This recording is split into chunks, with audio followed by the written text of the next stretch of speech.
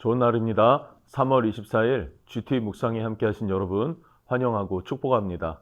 오늘은 호세아 2장 14절에서 18절 말씀으로 바알의 이름을 제하리니 라는 제목으로 하나님 말씀 나누겠습니다. 본문 말씀 함께 읽어봅니다.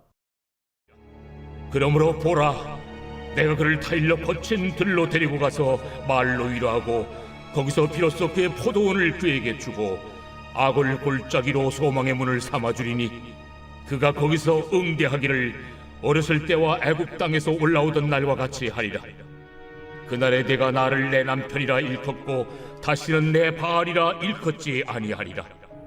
내가 바알들의 이름을 그의 입에서 제거하여 다시는 그 이름을 기억하여 부르는 일이 없게 하리라. 그날에는 내가 그들을 위하여 들짐승과 공중의 새와 땅의 곤충과 더불어 언약을 맺으며 또 이 땅에서 활과 칼을 꺾고 전쟁을 없이 하고 그들로 평안히 눕게 하리라.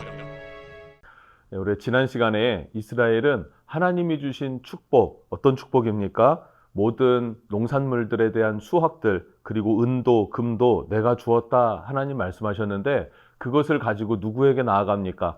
바알에게 나아가서 바알을 사랑하고 바알을 숭배했다라는 거예요.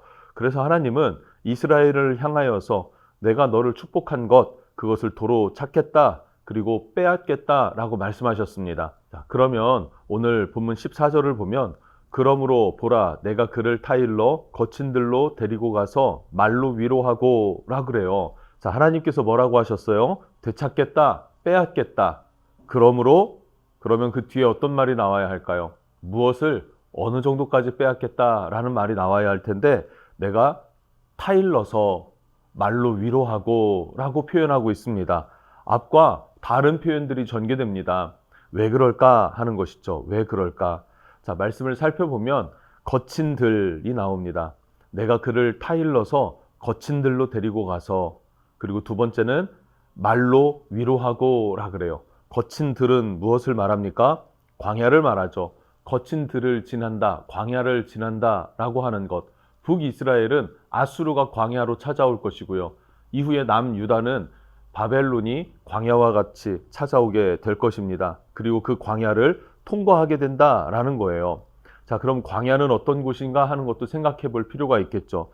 그곳은 현재 물질을 추구하고 있고, 현재 쾌락을 추구하고 있고, 현재 우상, 바알을 숭배하고 있어요. 그러나 이 모든 것들이 의미가 없어지는 곳입니다. 광야는 빈 들에서 그냥 홀로 서 있는 것입니다. 의지할 나무 하나, 풀 한 포기조차 없는 곳, 그냥 뜨거운 햇살, 그것을 그대로 받아내고 견뎌내고 이겨내야 할 곳, 그러면서도 소망이 있나요, 없나요? 소망도 없는 곳이죠.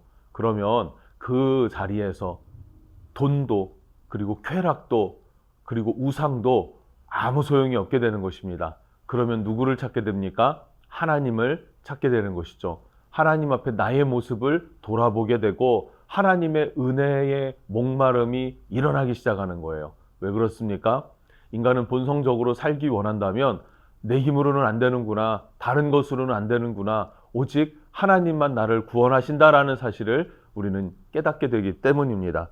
그래서 하나님만 찾을 수 있는 그곳 가운데 우상을 아무리 원하고 바알을 아무리 원했어도 그것을 바라보지도 못하고 만지지도 못하고 찾을 수도 없는 그곳이 무엇입니까? 광야다라는 것이죠.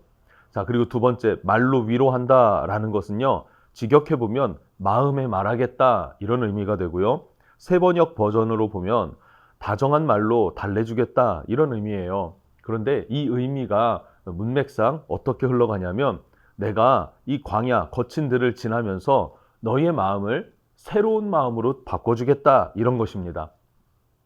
현재 이스라엘의 마음이 어떻습니까? 완악하죠. 하나님을 배신하고 떠났죠. 정말 염치 없는 짓을 하면서도 그것을 그냥 자랑하듯 말하는, 그냥 그것에 대한 부끄러움을 모르는 그런 상태였습니다. 그런데 그 마음을 어떻게 해요? 하나님이 바꿔주겠다라고 말하고 있는 것입니다.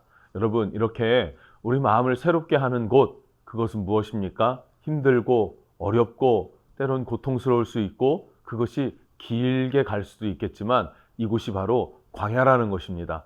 그리고 광야는 나를 온전하게 하나님만 바라며 하나님의 말씀에 귀 기울일 수 있게 하는 것, 다른 것들을 바라보지 않고 오직 하나님만 구하게 만들어지는 곳, 그렇게 훈련되어지는 곳, 그곳이 광야라는 것입니다.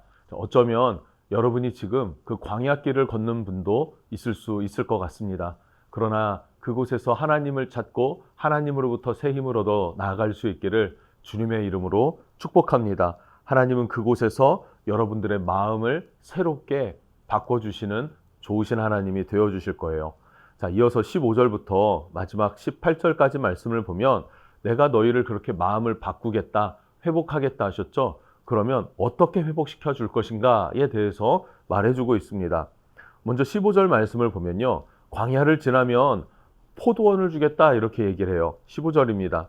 거기서 비로소 그의 포도원을 그에게 주고 아골 골짜기로 소망의 문을 삼아주리니 그가 거기서 응대하기를 어렸을 때와 애굽 땅에서 올라오던 날과 같이 하리라. 아멘. 예, 광야를 지나면 이 모든 일들이 맞춰지면 비로소 너희에게 새 마음을 주어서 그때 포도원을 주겠다.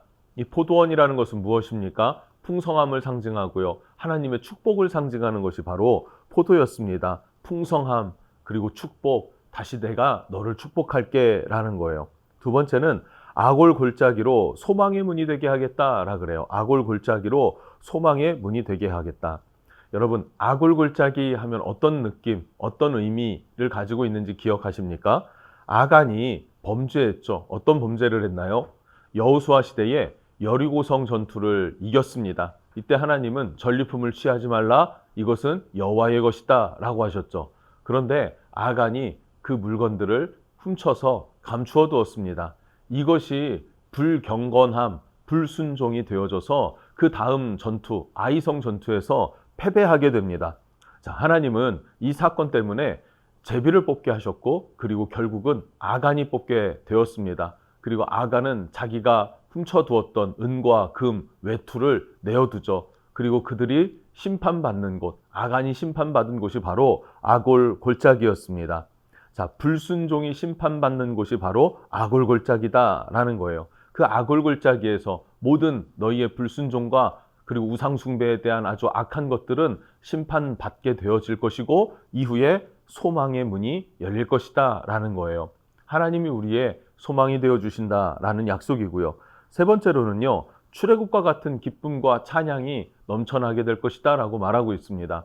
출애굽기에 보면은 모세도 그렇고요, 미리암도 그렇고요, 이렇게 솟구치며 찬양하고 하나님을 길게 노래하지 않습니까? 그런 노래의 내용들, 그 기뻐하며 많은 처자들이 미리암을 따라서 춤추고 하나님을 찬양했던 그 기쁨을, 그 승리를 너희에게 주겠다라고 약속해요.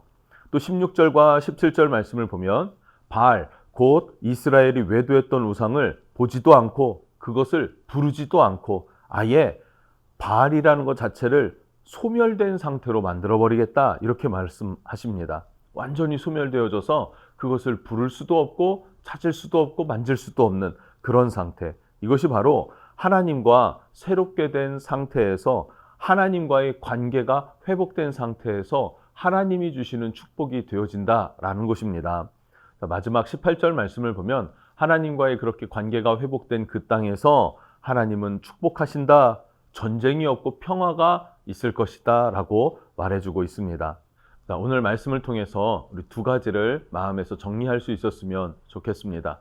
첫 번째는 죄에 대한 경계, 우상 숭배에 대한 경계예요. 하나님을 사랑하고 경외하는 것, 그것이 성도의 본분이고 마땅한, 지극히 당연하고 자연스러운 것이죠. 그런데 하나님과 견주어서 더 사랑하려고 하고 있는, 더 내가 마음을 쏟고 있는 무엇이 있다면 그것을 제거할 수 있는 은혜가 있기를 축복합니다. 그것을 제거하십시오. 찾아보시고 제거하십시오. 그것은 너무나 힘들어요. 왜 그러냐면 내 안에서 그것이 나로 하여금 하나님과 멀어지게 하는 원수의 계략이고 책략인데, 우리가 그것을 찾아내고 제거한다는 것은요, 그냥 피곤해지고 생각하기 싫어지는 그냥 그런 마음들, 지치는 마음이 많이 든단 말이죠. 그러나 이것이 바로 영적인 싸움이라는 것을 기억하고 반드시 제거할 수 있는 은혜가 있었으면 좋겠습니다. 두 번째는, 그래서 오직 우리는 하나님만 바라는 그리스도의 거룩한 신부된 교회와 같이 우리는 하나님 앞에 순결하게 정결하게 오직 주님 앞에 신실한 자로 설 수 있는 그런 은혜가, 그런 사모함이 우리에게 있었으면 좋겠습니다. 승리하시기를 주님 이름으로 축복합니다. 기도하겠습니다.